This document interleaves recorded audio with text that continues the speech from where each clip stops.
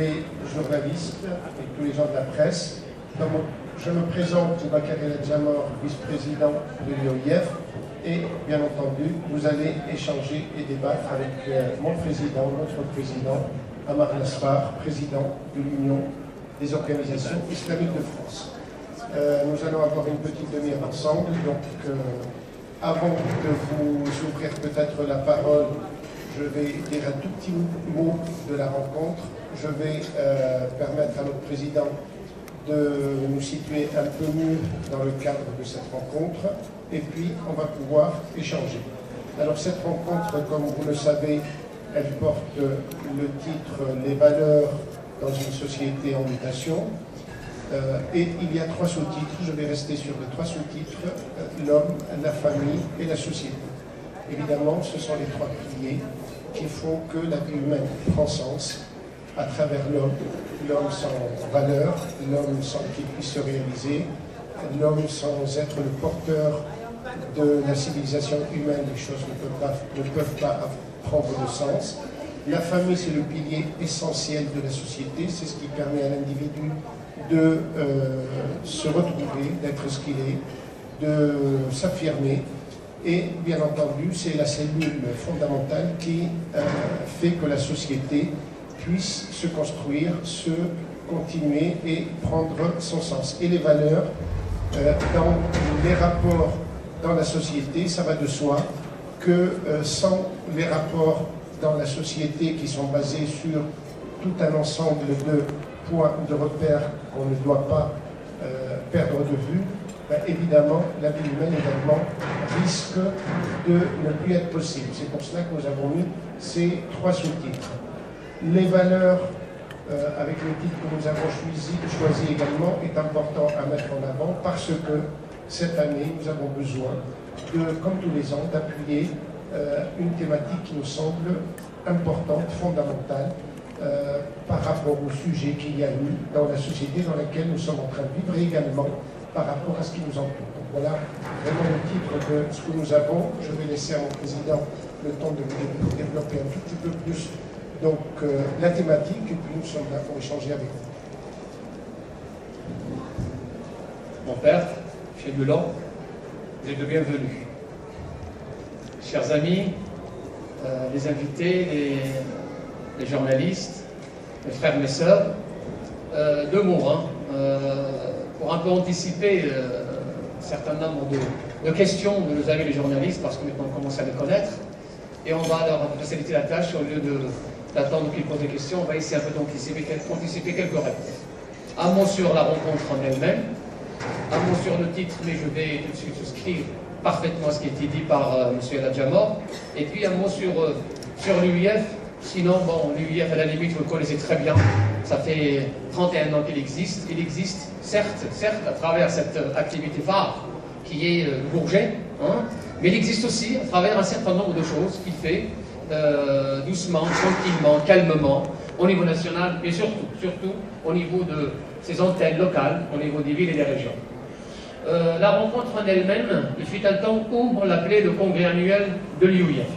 Donc ça calquait un peu avec notre assemblée générale. Donc c'était réservé massivement aux associations membres, aux responsables des associations membres qui ont commencé à l'époque avec, on était 9 associations, la création en 1983, 9 associations qui à un moment donné ont senti le besoin de s'associer, de créer quelque chose, une fédération dans laquelle ils se retrouvent et ils mettent en commun, ils mutualisent leurs efforts, ils mettent en commun leurs compétences.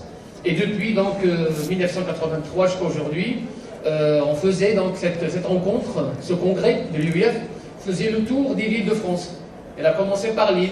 Là, tout à l'heure, un journaliste m'a posé la question, alors M. Lascar, qu'est-ce que vous dites, vous qui célébrez votre premier Bourget? Je lui dis, c'est pas mon premier. Le premier, je l'ai fait en 1983. Et j'en étais le directeur. Donc voilà, j'apprends pas le métier, je suis de la maison, voilà. Je suis né avec cette rencontre. Donc 1983 dans le Nord, le congrès de l'UIF dans le Nord, et j'avais pas cet âge, j'avais 22 ans.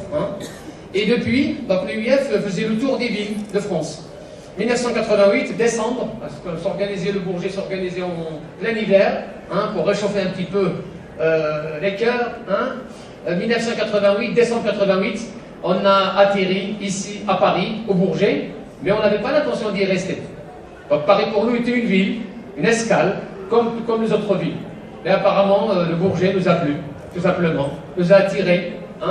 Et puis, coïncidence ou destin, plutôt destin, le sujet qu'on avait traité, c'est l'Islam de France, réalité et perspective. Donc pour la première fois, on a parlé de l'Islam de France ici au Bourget. Et l'Islam de France pour nous, ce n'est pas un slogan. Ce n'est pas un slogan, certes.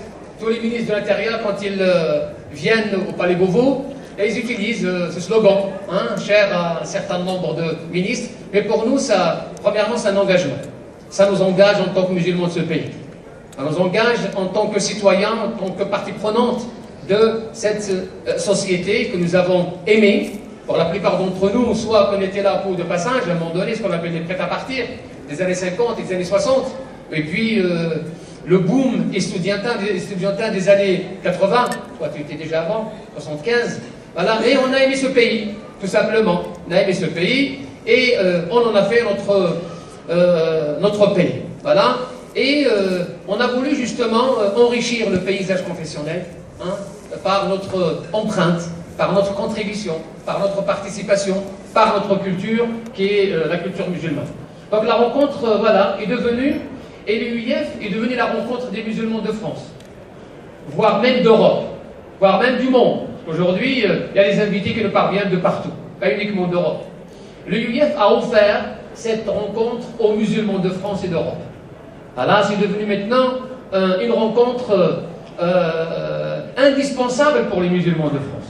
Ils se préparent à l'avance, ils réservent des hôtels. Et puis, c'est un moment aussi au-delà de l'aspect culturel, de l'aspect scientifique, de l'aspect débat. Mais c'est pas, je ne prétends pas dire que tous ceux qui viennent ici viennent uniquement pour écouter tel ou tel conférencier. Certes, il y a cet objectif-là. Il y a des gens qui viennent ici pour se rencontrer, pour échanger, pour rencontrer un frère, une sœur, un ami, quelqu'un qui vient du Nord, pour rencontrer un gars du Sud. Donc c'est un moment, certes, d'approvisionnement intellectuel et scientifique, mais en même temps, c'est un lieu festif, un lieu de retrouvailles. Ça, c'est pour la rencontre. Le thème, pourquoi les valeurs? Pourquoi les valeurs? Premièrement, je tiens à signaler que ce n'est pas la première fois que nous traitons de ce thème. En 2008, déjà, nous parlions de la famille en tant que telle. Donc on n'a pas noyé la famille dans un ensemble de valeurs. Cette fois-ci, c'est la place des valeurs, en général, dans l'homme avec H majuscule, homme-femme, la famille, et puis ensemble. Déjà en 2008, on parlait de la famille. Et régulièrement, même au niveau des antennes locales, même au niveau des villes, nous traitons ce sujet. Et d'ailleurs, dans le Nord, dans le mini-Bourget, il y a le Bourget et puis les mini-Bourgets dans les régions. Dans le Nord et dans le Sud, on a traité aussi cette question de la famille. Qu'en est-il de la place de la famille? Quand on parle de la famille, ce n'est pas par réaction. Ce n'est pas nous voulons réagir. Nous avons réagi quand il y avait le débat qui nous a tous occupés, mariage pour tous, mariage des personnes du même sexe, PMA, GPA, etc. Nous avons exprimé notre position, nous avons manifesté avec tout le monde. Il n'est pas interdit en France de manifester. Mais quand on manifeste, on vient, on nous pose la question. Alors, en tant que musulman, qu'est-ce que vous dites? Je réponds tout de suite, moi en tant que citoyen d'abord. Tout simplement, en tant que citoyen d'abord. Pourquoi vous voulez que je m'affiche en tant que musulman dans la rue? Je manifeste comme un petit truc tout le monde, j'exprime mon ras-le-bol, je dénonce, mais une fois que les choses sont faites et la loi passe, les musulmans sont respectueux des lois de leur pays. Et ils n'ont pas l'habitude de brûler les feux rouges. Donc une fois qu'il y a une loi, cette loi doit être respectée au même titre que toutes les lois dans notre pays.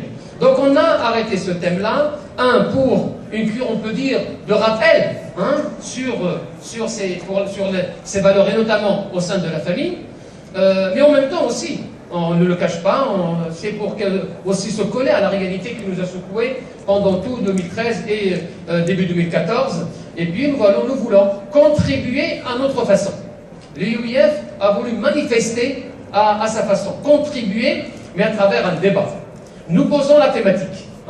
Nous avons justement le privilège de poser la thématique, mais on ne prétend pas apporter des réponses à nous seuls.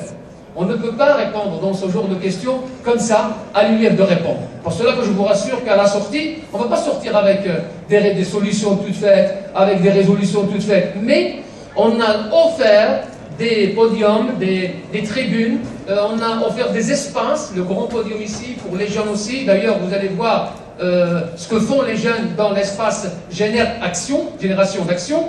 Donc nous offrons ces espaces-là pour que des spécialistes, des professeurs universitaires, des savants musulmans, pas musulmans, des jeunes, moins jeunes, hommes, femmes, pour traiter, chacun, bien sûr, de son angle, pour traiter de ces questions.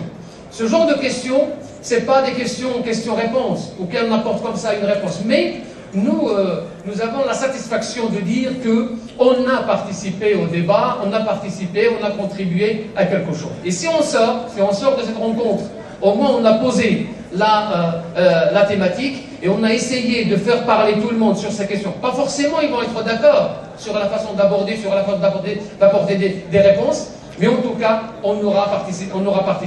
Voilà un mot sur le thème et puis un mot sur l'UIF.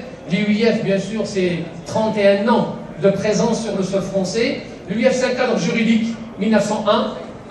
J'anticipe encore une fois parce que souvent on nous dit, alors vous les frères musulmans, tout de suite, d'emblée, comme ça, vous les frères musulmans, et tout à l'heure sur le plateau des télés, il disait que si vous estimez que tous les musulmans sont censés être frères, d'ailleurs c'est un verset coranique, eh bien je suis musulman et frère. Et tous les musulmans de France et de Navarre sont mes frères.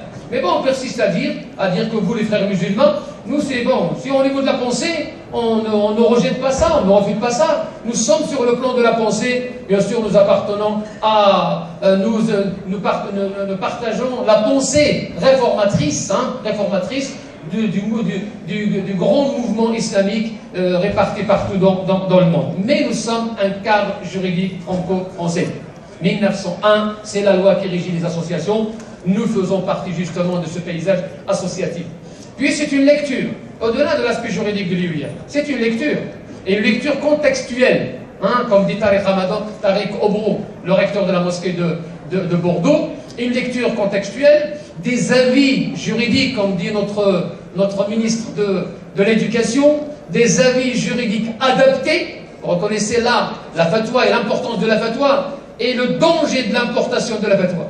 Le danger de l'importation de la fatwa. L'UIF a anticipé l'ère d'Internet il y a déjà 24 ans, 22 ans exactement, en 1992, quand elle a pensé à l'Institut de formation des imams et au Conseil européen de la fatwa. Donc on savait qu'on aura besoin à un moment donné justement de ces fatwas, mais de ces fatwas conçus et fabriqués localement en Europe. Donc c'est une lecture contextualisée, c'est des fatwas, c'est un discours aussi, Il faut dire que le premier congrès de 83 était à 90% en arabe et puis on traduisait quelques passages. Or aujourd'hui, les arabophones, ils ne sont pas servis, s'excusent, mais on traduit quand même pour nos invités qui viennent de l'étranger, on leur traduit dans notre langue. Et donc c'est un discours qu'il faut travailler. Et vous remarquerez que dans quasiment là où il y a les associations affiliées à l'UIF, le discours est le franco-français, le prêche du vendredi, c'est le prêche en français, pas de la traduction, le prêche en français, c'est l'UIF. Puis dernier bébé en date, c'est